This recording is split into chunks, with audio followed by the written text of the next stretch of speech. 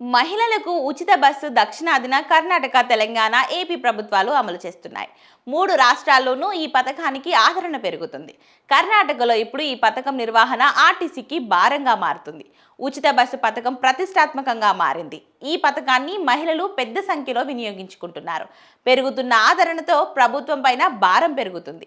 అదే సమయంలో మరిన్ని సర్వీసుల్లోనూ ఈ పథకం విస్తరించాలనే డిమాండ్లు కూడా పెరుగుతున్నాయి. ఆర్టీసీకి ఉచిత ప్రయాణం ఖర్చు ప్రభుత్వం రియంబర్స్ చేస్తుంది.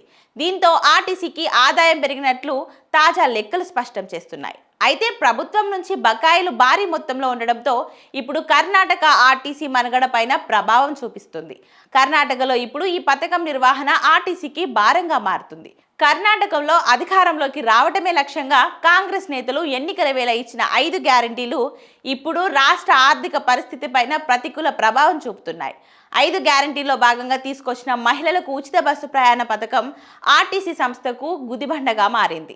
2023లో ప్రారంభించిన శక్తి స్కీమ్ కింద మహిళలకు ఉచిత రవాణా సౌకర్యాన్ని కల్పిస్తున్నప్పటికీ ఆర్టీసీకి చెల్లించాల్సిన సుమారు 4,006.47 కోట్ల బకాయిలు చెల్లించాల్సి ఉంది. ఈ మేరకు తాజాగా అసెంబ్లీ సమావేశాలలో ఓ సభ్యుడు అడిగిన ప్రశ్నకు ప్రభుత్వం సమాధానంగా వెల్లడించింది.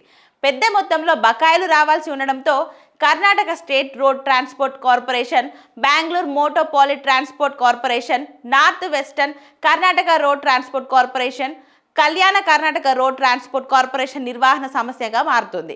ప్రభుత్వం సకాలంలో బకాయిలు చెల్లించకపోవడంతో తాము బస్సులను నడపలేని పరిస్థితికి వచ్చినట్లు ప్రతిపక్షాలు ఆరోపణలు చేస్తున్నాయి.